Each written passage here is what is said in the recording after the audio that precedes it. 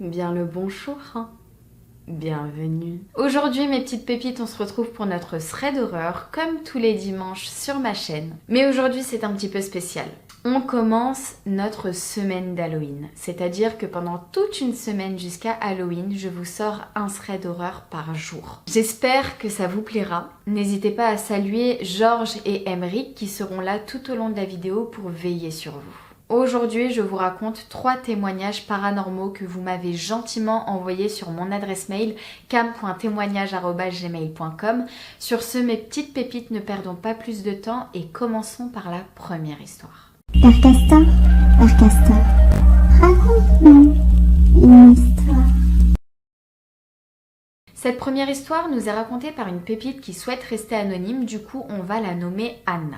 Anna a 35 ans aujourd'hui et elle nous raconte que depuis l'âge de 7 ans, elle vit des choses très bizarres. Elle avait une peur bleue de s'endormir le soir et pendant la nuit, plusieurs fois par nuit, Anna nous raconte qu'elle vérifiait si tous les membres de sa famille étaient bien vivants. Anna a grandi et à l'âge de 15 ans, ils partent en vacances avec toute sa famille, donc dans le pays d'origine de ses parents. Ils partent chez leur tante pour passer les vacances. Un jour, la maman de Anna était au marché en train de faire ses courses tranquillement. Et là, une vieille femme s'approche de la maman et lui dit « Il faut à tout prix que je voie votre fille qui a un grain de beauté sur son genou gauche ». Là, la maman, très choquée, regarde cette femme et elle se dit « Est-ce que je connais cette femme ? Qui est cette femme ? Comment connaît-elle ma fille ?» La maman est très choquée, mais elle écoute. Elle ramène cette vieille dame chez la tante, donc chez sa sœur à elle. Et à ce moment-là, Anna était encore en train de dormir. Lorsque Anna se réveille, elle voit cette vieille dame en face d'elle et quand leurs deux regards se croisent, la vieille dame dit soudainement « Oh mon Dieu, mais qu'est-ce qu'ils t'ont fait ?» Là, Anna se réveille un petit peu choquée, elle voit sa maman, une vieille dame qu'elle ne connaît pas devant elle. Elle demande qu'est-ce qui se passe. Et là, la vieille dame ne perd pas une seule seconde, elle prend de l'eau, elle lui met sur la tête d'Anna et elle prend également de l'huile qu'elle lui verse également sur sa tête. Elle la regarde droit dans les yeux et elle regarde sa maman également et elle leur dit « Il faut à tout prix que vous emmenez Anna dans un monastère qui est dans un autre pays parce que sinon Anna va mourir ». Les deux sont un petit peu choquées, elles ne comprennent vraiment pas ce qui se passe. La vieille dame part. Et là, Anna regarde sa maman, dit « Maman, tu vas pas croire cette vieille dame, ça se trouve, elle est complètement folle. » Et du coup, elle décide de laisser couler cette histoire. 3 jours plus tard, c'est un jeudi et la maman recroise la vieille dame. La vieille dame s'approche de la maman et lui dit « Si vous n'emmenez pas Anna dans ce monastère, vous allez retrouver votre fille morte dimanche. » Là, la maman, prise de panique, rentre directement. Elle prépare les affaires pour prendre le chemin demain. Le monastère se situe dans un autre pays et Anna nous raconte qu'avec sa famille, donc il y a sa maman, sa sœur et 2 de ses cousins, ils font plus de 700 km en montagne pour arriver devant ce monastère. Elle nous raconte qu'il y a un énorme portail devant elle et elle commence à pas se sentir bien. Elle a les jambes qui tremblent, elle a la tête qui tourne, elle se sent vraiment très mal. Sa famille insiste et l'emmène dans ce monastère. Et plus Anna avance à l'intérieur, et plus ses jambes commencent à se couper. Du coup, ses cousins, instinctivement, prennent Anna, la portent et l'emmènent jusqu'au monastère. Ils arrivent dans une énorme salle où il y a un pape devant eux. Et là, le pape demande à toute la famille de sortir et de laisser Anna seule avec lui. Anna nous raconte que le pape lui a récité énormément de prières sur elle et l'a demandé ensuite de partir. Lorsque Anna sort du monastère, elle voit sa famille l'attendre dehors qui était un petit peu choquée pourquoi ils n'ont pas pu rester dans le monastère avec elle. Du coup, ils sortent et ils font demi-tour et ils rentrent chez la tante. Ils sont exténués du voyage, il est 3 h du matin, du coup ils s'endorment tous. Anna nous explique qu'elle est dans la chambre avec sa sœur, donc elle est dans le même lit avec sa sœur, il est 3 h du matin, ils s'endorment, ils sont exténués. Et là, elle nous raconte qu'elle sent 2 mains glaçantes lui étrangler le cou très fort, ce qui réveille Anna et elle hurle de toutes ses forces. Elle sent une énorme masse sur elle qui est en train de l'étrangler très violemment. Elle hurle de toutes ses forces encore plus fort, mais elle voit que sa sœur qui dort à côté d'elle ne se réveille absolument pas. Elle nous raconte qu'elle lui donne des coups à côté pour qu'elle se réveille, mais rien n'y fait, sa sœur dort complètement. Là, Anna, prie de toutes ses forces, demande à son ange gardien de la protéger. Et là, elle sent une présence bienveillante qui va la pousser dans le dos. Ce qui fait qu'Anna va se retrouver propulsée du lit et va finir contre le mur d'en face. Elle tombe à la renverse, mais elle profite de ce moment-là pour courir en dehors de la chambre et aller réveiller sa tante. Anna nous explique qu'elle est traumatisée, elle est choquée, elle est dans un état de choc, elle n'arrive pas à marcher, elle n'a plus de souffle, elle est en crise de panique extrême. Elle nous explique que c'était hyper dur d'arriver jusqu'à la chambre de sa tante, mais elle y arrive et avec le peu de force qui lui reste, elle tape à la porte de la chambre de sa tante qui, elle, sort immédiatement de sa chambre et dès qu'elle voit Anna dans un état catastrophique par terre, lui demande « Mais Anna, qu'est-ce qu'il t'arrive ?» Anna n'a pas réussi à parler, elle sentait comme une boule dans sa gorge et là tout d'un coup Anna vomit. Elle vomit devant la chambre de sa tante une masse verte. Elle nous décrit que c'était visqueux comme du slime et c'était de couleur vert. Là, sa tante est vraiment choquée. Elle prend Anna comme ça et l'emmène jusqu'à la salle de bain, lui met la tête dans la baignoire et lui dit « Vomis ma chérie, allez, vomis ». Et là, Anna vomit, mais vomit jusqu'à n'en plus finir. Elle vomit jusqu'à perdre connaissance. Le lendemain, Anna se réveille sur un lit d'hôpital parce qu'elle nous raconte qu'elle a perdu énormément d'eau en vomissant. Du coup, il fallait la perfuser. Et le jour même, elle est sortie de l'hôpital et elle a décidé de tout de suite aller dans une église pour raconter ce qui se passe. Le prêtre lui a dit qu'elle a été atteinte de magie noire et qu'elle a très bien fait d'aller voir ce pape dans ce monastère-là. Ce qui lui a sauvé la vie, ce liquide vert en fait, c'était tout le mal qui s'est dégagé du corps d'Anna. Anna est partie au marché chercher cette vieille dame pour la remercier car c'est grâce à elle qu'elle est toujours vivante à l'heure d'aujourd'hui. Mais Anna nous raconte que malgré plusieurs jours où elle a cherché cette vieille dame, elle ne l'a pas trouvée. Cette vieille dame s'est volatilisée. Personnellement, quand j'ai lu l'histoire d'Anna, je me suis dit « Oh my god, qu'est-ce que c'est? Qu'est-ce qui se passe là ?» C'est quand même une histoire de fou. Je suis un petit peu choquée là. D'abord, qui était cette vieille dame? C'était l'ange gardien d'Anna? Qu'est-ce que c'est? C'était un ange, c'est pas possible. Cette vieille dame a sauvé la vie d'Anna. Et franchement, moi je vous comprends que vous l'ayez prise pour une folle au début parce que déjà faire 700 km juste parce qu'une vieille dame t'a dit que tu vas mourir, franchement flemme. Au début, on est d'accord, flemme. Bah ça veut dire qu'Anna, à l'âge de ses 7 ans, c'est là où elle a eu de la magie noire du coup. Parce qu'à 7 ans, elle vivait des choses bizarres déjà. Quelqu'un a jeté un sort à un enfant. Enfin bref, dites-moi ce que vous pensez de cette histoire. Cette histoire est juste folle. Dites-moi ce que vous en pensez, j'ai hâte de lire vos commentaires par rapport à ça.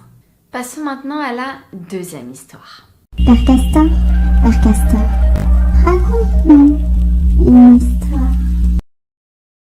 Cette deuxième histoire nous est racontée par Léna. Léna a 13 ans et elle nous raconte que cette histoire s'est déroulée en début d'année. Léna nous dit que, comme tous les soirs, elle a l'habitude de sortir son chien. Au bout de sa rue, il y a une petite forêt. C'est là-bas que Léna promène son chien. Léna nous dit que quand elle promène son chien, dès qu'elle arrive à l'entrée de la forêt, elle détache son chien pour qu'il court un peu, il gambade, il aille faire ses besoins, il fasse sa petite vie. Et généralement, entre 5 à 10 minutes, son chien revient tout naturellement vers Léna pour qu'il puisse rentrer chez eux. Cependant, ce jour-là, le chien de Léna ne revient pas. Au bout de 10 minutes, Léna commence à s'inquiéter, du coup elle l'appelle son chien. Elle siffle, elle l'appelle, rien. Pas de chien à l'horizon et aucun bruit. Et là, comme on est en hiver, elle nous dit qu'il commence à faire nuit et il faudrait qu'elle s'enfonce un peu plus dans la forêt pour chercher son chien avant qu'il fasse totalement nuit. Sauf que Léna hésite parce qu'elle a peur. Faut savoir que cette forêt, c'est un ancien cimetière. Et il y a des rumeurs qui se disent sur cette forêt. Il se dit qu'il y a une femme dans cette forêt qui se balade et qui tuerait toutes les personnes qu'elle croise dans cette forêt. Et il faut savoir que quelque temps de ça, un corps a été retrouvé décapité dans cette forêt. Du coup, Anna est un petit peu apeurée, il commence à faire nuit, elle n'ose pas s'enfoncer dans la forêt, mais elle se dit « il faut bien que j'aille chercher mon chien ». Du coup, elle a une idée et elle appelle son meilleur ami. Elle se dit que je vais rester au téléphone avec mon meilleur ami au cas où il m'arrive quoi que ce soit. Là, Léna est au téléphone avec son meilleur ami, elle lui explique la situation, elle lui demande de rester au téléphone avec elle pour qu'elle puisse s'enfoncer dans la forêt. Et c'est ce qu'elle fait. Elle nous dit que très peu de temps après, elle retrouve son chien et là, elle est soulagée parce que vraiment, elle ne souhaitait pas plus s'enfoncer dans la forêt. Du coup, soulagée, elle met la laisse à son chien et commence à aller vers la sortie de la forêt. Et là, elle nous raconte qu'elle la voit. Elle voit cette dame qui est en face d'elle. Cette femme est en train de la fixer et elle est en train d'attendre que Léna s'approche d'elle. Sauf que Léna fait demi-tour et court aussi vite qu'elle peut en sens inverse. Elle s'enfonce beaucoup plus dans la forêt, elle court mais aussi vite qu'elle peut. Et là, elle nous raconte qu'elle voit une deuxième sortie de la forêt qu'elle ne connaissait pas. Et elle se retrouve dans une rue qu'elle reconnaît qui n'est pas très loin de chez elle. Elle prend le chemin pour rentrer chez elle et avant de rentrer chez elle, elle tourne sa tête vers cette forêt-là et elle nous dit qu'il y a cette femme à l'entrée de la forêt cette fois-ci, qui est toujours en train de fixer Léna. Léna, apeurée, traumatisée, nous raconte qu'elle n'est plus jamais retournée dans cette forêt de sa vie, mais elle nous dit qu'à chaque fois maintenant qu'elle sort son chien, elle n'ose même plus tourner la tête vers cette forêt-là. Elle se sent observée, elle ne se sent pas en sécurité. Voilà les images de la vraie forêt du coup que Léna nous a envoyées. Elle ne fait pas totalement peur comme ça, mais c'est vrai qu'on se dit que quand il commence à faire nuit et avec l'histoire qui se dit sur cette forêt, je pense qu'Anna a eu les chocottes. On aurait aimé Anna qu'est-ce que... Depuis tout à l'heure, ça se trouve, je l'appelle Anna alors que la pauvre, elle s'appelle Léna. Je suis en train de mélanger les prénoms. Ça aurait été bien, Léna, que tu nous décrives comment est cette femme. Je pense qu'elle doit être très moche et très effrayante, mais on aurait aimé avoir une petite description de cette femme. En tout cas, ce que tu as vécu, moi personnellement, ça m'aurait traumatisée. Si j'étais tombée nez à nez avec cette femme-là, je pense que j'aurais été tétanisée. Je pense même pas que j'aurais eu la force ou mes jambes m'auraient lâché, je pense. Je pense même pas que j'aurais eu la force de courir. Donc bravo à toi, tu as fait preuve d'un extrême courage. Bravo à toi vraiment. Merci beaucoup Léna de nous avoir partagé ton histoire. Passons tout de suite à la dernière histoire. Père Castor, raconte-nous une histoire. Cette troisième histoire nous est racontée par une pépite qui souhaite rester anonyme, du coup on va l'appeler Zora. Zora nous dit qu'elle a 18 ans et elle va nous raconter l'histoire qui s'est déroulée cet été quand elle est partie en Turquie. Ils sont partis en Turquie avec toute sa famille en vacances, donc dans la ville natale de sa maman. Et là-bas, elle rencontre toute la famille de sa maman.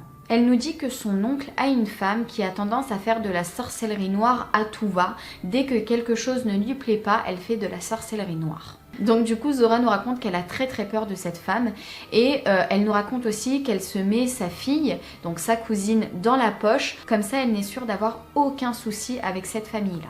Zora nous dit que les phénomènes paranormaux ont commencé à se dérouler après un mariage. Elle ne sait pas si c'est un rapport avec le mariage ou pas. Mais elle nous dit que vers 2-3 heures du matin, ils étaient dans une chambre, donc avec sa tante, sa maman et sa cousine du coup. Donc la tante qui fait de la sorcellerie noire. Et ils étaient dans la chambre en train de papoter. Et là Zora se dit j'ai soif. Du coup elle est descendue dans la cuisine pour aller chercher à boire. Et en remontant, elle passe par le salon et elle voit allongé par terre un petit garçon. Donc elle se dit sûrement c'est un cousin qui s'est endormi là et elle va pour le réveiller et pour l'emmener dans une chambre pour qu'il dorme. Et là en s'approchant vers le petit garçon, donc en posant sa main sur l'épaule pour le réveiller, le petit garçon s'évapore. Il ne reste que le coussin sur lequel était allongé le petit garçon. Là Zora, un petit peu choquée, a un mouvement de recul et se dit attends, je rêve ou qu'est-ce qui vient de se passer? Du coup, elle se précipite vers la chambre pour tout raconter à sa tante, sa maman et sa cousine. Et là, elle lui dit attends, il est 2-3 heures du matin, ça se trouve t'es KO, ça se trouve t'inventes. Bon, Zora laisse couler. Ces derniers temps, Zora est très malade. Du coup, elle vomit énormément. Comme depuis un certain temps, Zora se lève pendant la nuit pour aller vomir. Et elle nous explique que dans la salle de bain, elle croise ce petit garçon-là. Mais elle est tellement exténuée de vomir qu'elle n'y fait pas attention. Elle prend une grande inspiration et elle ne le calcule pas. Un autre soir, Zora rêve. Et Zora rêve de ce petit garçon. Ce petit garçon est au pied du lit de ses parents. Et là, elle se réveille en sursaut et elle se dit « Je vais aller voir dans la chambre de mes parents s'il n'y a pas ce petit garçon. » Elle se dirige vers la chambre de ses parents, elle ouvre la porte et effectivement, au pied du lit de ses parents, elle voit ce petit garçon encore. La Zora ne trouve pas ça normal. Donc elle commence à le raconter à sa maman, à sa grand-mère, aux femmes de sa famille. Et là, les femmes de sa famille commencent à paniquer, mais ne le montrent pas trop à Zora. Faut savoir que l'oncle de Zora était atteint de sorcellerie noire. Peut-être la femme, on ne sait pas. Depuis qu'il a fait une ruqya pour sortir cette sorcellerie noire de lui, il va très souvent voir un imam pour savoir si tout va bien ou s'il est encore atteint. Donc du coup, la grand-mère dit « Zora, va avec ton oncle cette fois-ci voir l'imam et demande à l'imam si toi t'es atteinte par un mal. » Zora refuse, elle ne veut absolument pas voir l'imam, elle ne souhaite pas y aller. Sa maman la force, elle va avec elle. Donc il y a la maman, Zora et l'oncle qui vont voir un imam. Et la maman raconte tout à l'imam. Raconte que Zora voit un petit garçon, elle vomit, elle se sent très malade depuis quelque temps. Et là l'imam lui dit que c'est très certainement un mauvais œil. Et donc il lui donne un petit collier. Donc je vous montre la photo que Zora m'a envoyée. Un petit collier comme ça. Il a écrit des versets du Coran dessus dans un petit papier qu'il a faufilé dans ce collier. Et il lui a dit « Ce petit collier tu dois le porter dans ton dos. Il faut à tout prix que les récitations du Coran soient dans ton dos. » Zora nous explique qu'à partir du moment où elle a mis le collier, elle se sentait beaucoup mieux. Elle ne vomissait plus et elle ne voyait plus ce petit garçon. Mais elle nous explique également que lorsqu'elle fait sa douche et qu'il lui arrive d'oublier de mettre ce collier, eh ben, elle ressent encore ce mal-être profond et elle commence à retomber malade. Certes, ce collier te permet d'aller mieux, mais c'est pas normal que dès que tu le retires, eh ben, tu te ressentes mal en fait. Je pense que la chose, l'entité ou je sais pas, est vraiment dans toi, mais je pense qu'il faut que tu la fasses sortir parce que peut-être que ce collier, donc ces récitations de Coran, empêchent la chose de te nuire, mais je pense qu'il faut complètement que tu la fasses sortir de toi. Et ça, faudra faire voilà, une ruqya avec un imam, etc. C'est peut-être ta tante qui t'a fait de la sorcellerie noire. Déjà, à quelle heure on fait de la sorcellerie noire comme ça, comme si qu'on allait acheter sa baguette de pain? Non, parce que là, franchement, c'est très grave. Vous savez que la sorcellerie noire est un annulatif de la religion musulmane. Ça veut dire qu'à partir du moment où vous faites de la sorcellerie noire, Allahu a'lam, mais vous n'êtes plus musulman. Vous n'êtes plus musulman. Vous ne faites plus partie de la religion. C'est très grave. Il faut faire la shahada à nouveau. Il est dit que c'est un des péchés que Dieu ne pardonne pas. Allahu a'lam, encore, il n'y a que Dieu qui sait. Mais c'est très grave. C'est pas quelque chose à prendre à la légère. C'est pas, il y a un truc qui te déplaît, toi t'aimes pas sa tête, ça y est, je vais lui faire de la sorcellerie. C'est très grave. Et il est dit également que pour faire de la sorcellerie, il faut nuire au Saint-Coran, aux paroles de Dieu. Parce que pour avoir un contact avec les djinns, avec le monde invisible, il est dit, est-ce que c'est vrai, est-ce que c'est pas vrai, j'ai pas fait plus de recherches, mais il est dit qu'il faut que tu nuises aux paroles de Dieu, donc il faut que tu fasses des actes très dégradants vis-à-vis du Saint-Coran, c'est-à-dire, a'oudou billah, mais déchirer les pages, brûler les pages, marcher, mettre les pages du Coran et marcher avec ses pieds dessus, donc c'est très dégradant, mais qui fait ça? Franchement, déjà ça c'est très grave, mais je sais qu'il y a énormément de personnes qui font ce genre de choses, que Dieu nous en protège, de toute façon rien n'est plus fort que Dieu. Bon, déjà sa tante apparemment, elle ne cache pas qu'elle fait de la sorcellerie noire, elle ne le cache à personne. Bon, ok. Je sais que moi, quand je suis partie à un mariage, j'ai eu l'œil, l'imam aussi m'a dit que j'ai eu l'œil et c'est pour ça que je voyais cette chose. Alors toi tu vois un petit garçon, moi je voyais plutôt une femme assez horrible. Écoute, peut-être que tu as eu la même chose que moi, mais un peu différemment. Voilà, toi tu vois un petit garçon. Écoute, je pense sincèrement qu'il faut que tu fasses une ruqya beaucoup plus profonde et pas juste une petite protection comme ça. Je pense qu'il faut que tu ailles beaucoup plus en profondeur pour que tu guérisses au mieux, quoi. Et en tout cas, c'est ce qu'on te souhaite. On te souhaite de guérir au mieux. Sur ce, voilà les 3 histoires, mes petites pépites. Ce serait d'horreur est terminé. N'hésitez pas à me dire l'histoire qui vous a fait le plus peur ou alors également à me donner vos avis sur les histoires. Qu'est-ce que vous en pensez? Vraiment, je veux qu'on fasse nos petits enquêteurs cette semaine. Sur ce, si vous avez kiffé cette vidéo, je compte sur vous pour me lâcher votre meilleur like pour m'apporter du soutien. Également à vous abonner, ça fait hyper plaisir. Je vois qu'on est de plus en plus nombreux, du coup, merci pour ça. Je te laisse mes réseaux sociaux par-ci par-là, TikTok et Instagram. J'y suis active tous les jours. Donc si je te manque entre 2 petites vidéos YouTube, C'est là-bas que tu peux m'y trouver. Si t'es resté jusqu'à ce moment de la vidéo, mets-moi en commentaire le mot télécommande. C'est possible que les mots reviennent à chaque fois parce que je vous dis les objets que j'ai devant moi tout simplement. Hein. Sur ce, je t'embrasse très très fort. Je te dis à demain pour un autre thread d'horreur. Prends soin de toi, surtout. Ciao. Ring around the rosy. I'll tell you what I tell all the bleeding hearts. I've got 2 fighting limbs, 3 on good days. But you've got all 4. Best save them for the battlefield, kid. Leave the aftermath to me. What the hell is she doing? Is she touching the booby of the dead? Excuse me, need your blade sharpened? Armor polished? Oh, Thirsty? are you thirsty? Thirsty. Please. Okay, well. We are searching for a weapon to use against Mephisto. Okay, so Mephisto,